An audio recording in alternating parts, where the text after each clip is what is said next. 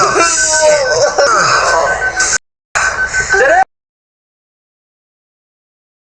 guys, selamat datang dan selamat menikmati hiburan alur cerita film horor di channel ini. Di kesempatan kali ini, kita akan merangkum film horor Amerika lagi berjudul File tahun 2011 yang akan memberikan sajian mengerikan dari pelaku psikopat yang melibatkan 9 orang terpilih secara random untuk menyelesaikan permainan mengerikan agar mereka bisa terbebas dari ruangan terkunci dan selamat. Dan kengerian ini berawal dari seorang wanita asing yang mengincar korbannya secara berkala di tempat-tempat umum. Dan hal tersebut berhasil menarik 4 sahabat ke dalam perangkap yang meliputi dari seorang pria bernama Nick yang bersama pacarnya Taylor dan 2 sahabat mereka Tony dan Kai yang tidak sengaja bertemu wanita asing tersebut saat mengisi bensin. Lantas bagaimanakah nasib mereka selanjutnya yang mencoba bertahan dan berjuang mempertaruhkan hidup menghadapi alur permainan mengerikan dari pelaku psikopat tersebut? Nah, langsung aja kita masuk ke ringkasan filmnya. Pada awal cerita, secara terbuka diperlihatkan peristiwa dari seorang pria bernasib naas tengah diikat dan mendapatkan siksaan yang begitu mengerikan. Kemudian, awal kisah dimulai dari pasangan muda Nick dan Taylor bersama sahabatnya Tony dan Kai yang penuh kehangatan cinta. Dan mereka menyempurnakan kebahagiaan itu dengan berkemah di alam yang memberikan ketenangan. Ada cerita di mana Taylor mempunyai satu rahasia yang disimpan untuk memberikan surprise kepada Nick. Cepat atau lambat, dia akan memberitahu bahwa dia telah hamil, yang akan membuat Nick sangat bahagia. Namun, sebelum matahari terbenam, mereka berempat selesai dengan urusan berkemah dan memutuskan untuk pergi. Lalu saat di tengah perjalanan, Nick membelokkan laju mobilnya, menepi untuk singgah mengisi bensin di pom terdekat. Tetapi sebelum mereka pergi, muncul seorang wanita asing yang menghampiri Nick dan mengaku bahwa dia kehabisan bensin yang membutuhkan tumpangan. Tanpa menaruh rasa curiga, dengan kebaikannya Nick mengizinkan wanita itu masuk ke dalam mobilnya. Tapi timbul masalah kecil di mana Taylor khawatir dengan Nick yang batu telah mengizinkan orang asing bergabung di dalam mobil walau hanya sementara. Meski Taylor dalam hati yang cemas, akhirnya Nick menurunkan wanita tersebut dengan aman. Dan sebelum mereka berpisah, wanita itu beranjak ke mobilnya untuk memberikan sesuatu atas ucapan terima kasih. Namun, alih-alih mereka malah dibuat tidak bisa berkutik dan ternyata wanita tersebut membawa gas bius yang menyebabkan mereka seketika lemas dan pingsan. Ketika mereka mulai tersadar, mereka dalam kondisi terikat dan berada di satu ruangan terkunci bersama 5 orang asing yang saling tidak mengenal. Dan di luar dugaan, tiba-tiba Kai berteriak kesakitan karena ada salah satu pria yang bernama Greg bertindak menyakiti Kai dengan merobek kukunya. Lantas, hal ini menyulut emosi Tony dan Nick sehingga terjadi keributan dengan kelima orang tersebut.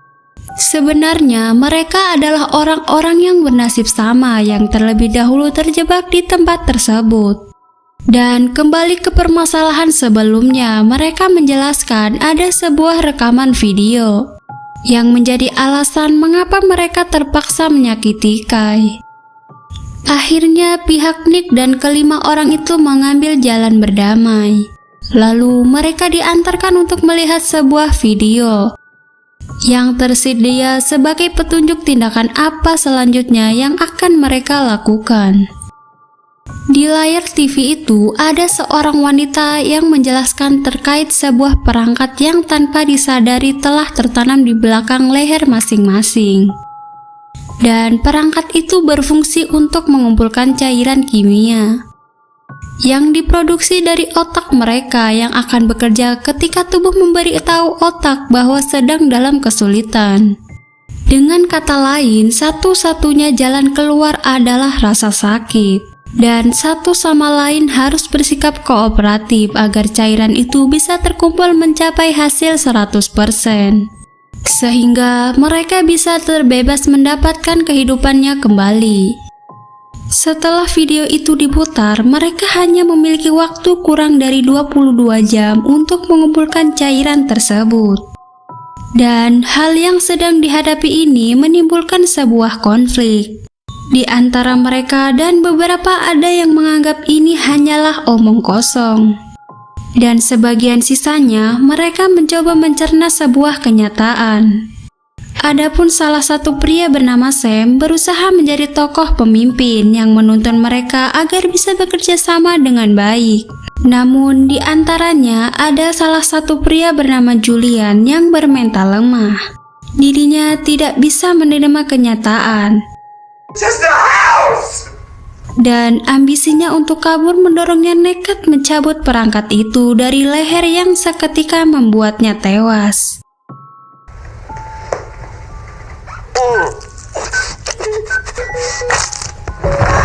Peristiwa ini membuat para wanita histeris melihatnya. Tindakan gegabah Julian menunjukkan bukti nyata bahwa mereka benar-benar terjebak di lingkaran permainan gila dari pelaku psikopat di balik layar. Setelah dirembukan, akhirnya mereka sepakat memilih Greg menjadi objek pertama yang akan diberikan siksaan. Namun, wanita bernama Tara begitu arogan telah menyiksa Greg dengan emosinya yang berlebihan.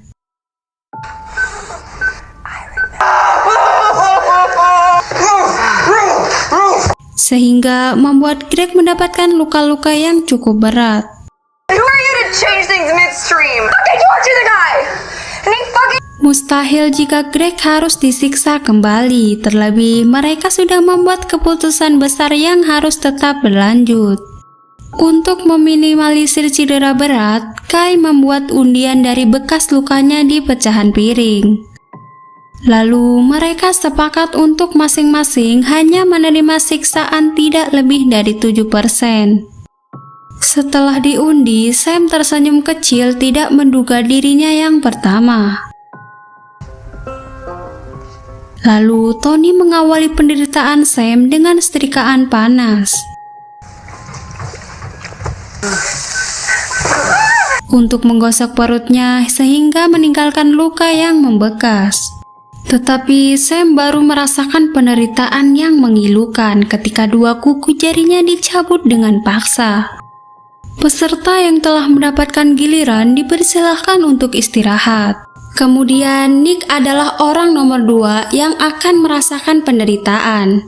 Sedangkan di sisi lain, Taylor bersama wanita bernama Lisa mulai tenggelam di dalam keputusasaan. Taylor mencemaskan dirinya yang sedang hamil. Terlintas di ingatan Taylor bahwa dia pernah diberikan obat terlarang dari Kai. Taylor tidak tega melihat Nick tersiksa.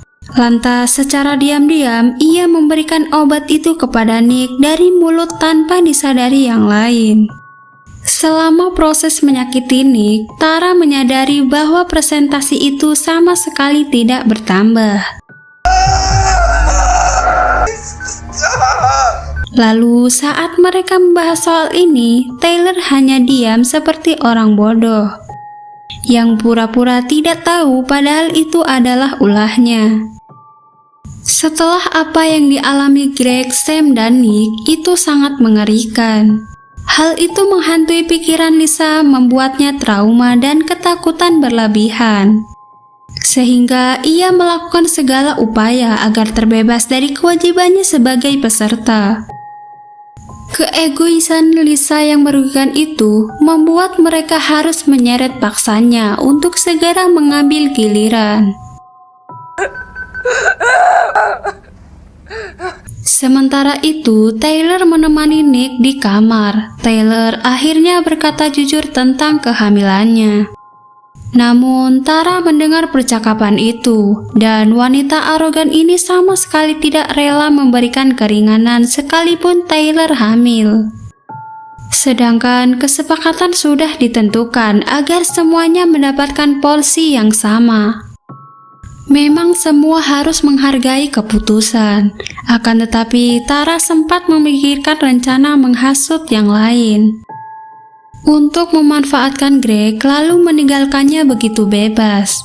Namun dari awal Nick tidak setuju dan Tony sudah muak dengan kelakuan Tara yang angkuh, sehingga dia terpaksa memukulnya pingsan agar diam. Ketika saat giliran Taylor, Nick berniat untuk menggantikannya. Tetapi Tony dan Kai memiliki rasa empati yang tinggi terhadap sahabatnya itu, sehingga pilihan terbaik adalah meringankan penderitaan Taylor dengan cara berbagi rasa sakit. Antara Taylor, Tony, dan Kai yang akan memasukkan tangannya ke dalam panci besar berisi air yang mendidih. Akan tetapi saat mereka mulai melakukannya, air mendidih itu cukup mengerikan yang membuat Kai menciut mundur ketakutan. Sialnya, di waktu yang bersamaan tiba-tiba dengan nafsu membunuh, Tara menyerang Tony. Dan peristiwa itu menyebabkan air panas di panci tumpah merebus sebagian badannya. Tindakan yang dilakukan Tara benar-benar keterlaluan. Nasibnya yang telah ditentukan oleh dirinya sendiri, di mana mereka semua sudah geram dengan sikapnya, yang membuat para peserta yakin untuk menumbalkannya sebagai relawan yang menanggung semua beban penderitaan. Ketika mereka mengikat Tara, ada momen di mana wanita itu memberontak dan berhasil melepaskan ikatan tangannya. Dan secara refleks ia menyayat leher Kai hingga membuatnya kritis. Setelah Kai tewas, Tony sangat menggelora membalas dendam dengan cara memberikan penderitaan yang amat menyakitkan kepada Tara. Sehingga sesudah siksaan itu berakhir, Tara kritis dan tidak sadarkan diri. Meskipun cairan Tara memberikan kontribusi lebih, namun itu masih belum cukup untuk mencapai 100%. Apalagi tidak banyak cukup waktu yang tersisa. Pada akhirnya mereka sepakat menerima siksaan secara bersamaan yang diwakili hantaman dari Tony. Setelah mereka melalui penderitaan yang cukup panjang, mereka berhasil mengumpulkan cairan hingga 100%. Dan pada saat itu juga, rekaman wanita di monitor muncul dengan memberikan ucapan selamat dan menginstruksikan para peserta ke mesin khusus untuk melepas perangkat itu, mendorong mereka ke pintu keluar yang sudah disediakan. Lisa, Sam, dan Tara keluar terlebih dahulu, sementara Tony berusaha membawa tubuhnya Kai. Akan tetapi, pada waktu giliran Tony keluar, terjadi peristiwa mengerikan yang membuatnya berteriak. Sontak hal itu membuat Nick dan Taylor panik. Lalu Nick segera menyusul Tony, sedangkan Taylor masih memiliki rasa kemanusiaannya untuk membopong Greg yang kritis dan cedera untuk ikut keluar bersama-sama. Sesudah Nick di luar, pemandangan yang dia lihat ialah Sam membantai para peserta. Dan tak luput dari Tony yang berusaha menghentikannya. Juga terkena serangan fatal dari Sam sehingga hal itu membuatnya kritis. Nick tidak pernah menduga ternyata Sam adalah seorang pengkhianat yang sebenarnya bagian dari para psikopat di belakang layar. Sementara itu, kondisi Greg semakin memburuk lalu pria itu akhirnya meninggal sebelum Taylor dapat membawanya keluar. Peristiwa ini menjadi mimpi buruk untuk Taylor karena presentasi itu tidak bersifat permanen dan secara otomatis berkurang saat ada peserta yang tewas. Taylor tidak mau membusuk terjebak di tempat itu. Dia histeris dan terpaksa kembali mendapatkan penderitaan agar bisa terbebas menyusul yang lain. Taylor dan Nick berada di situasi yang krusial di mana setelah Sam tahu cara melepaskan seluruh perangkat itu, Dia bertindak ingin mengakhiri ini semua, di mana ia men-setting perangkat itu menyedot seluruh cairan sehingga akan membuat Nick, Taylor, dan Tony tewas perlahan-lahan. Peristiwa ini pun membunuh Tony serta Taylor yang sedang berjuang. Tetapi di saat Nick diambang kematian, dia bisa melawan dan dengan kesempatan dia menikam Sam hingga tewas. Dengan sisa tenaganya yang terakhir, Nick menggunakan sebuah tang untuk membobol kunci pintu dan akhirnya dia terbebas. Kemudian di suatu hari setelah Nick memulihkan traumanya maupun luka fisik, dia berubah jati diri dan berencana membalas dendam kepada wanita yang telah menjebaknya. Lalu ketika wanita itu sedang melakukan rutinitas aksinya mencari korban baru, di situ Nick datang sebagai mimpi buruk untuk menculik wanita tersebut dan film pun selesai.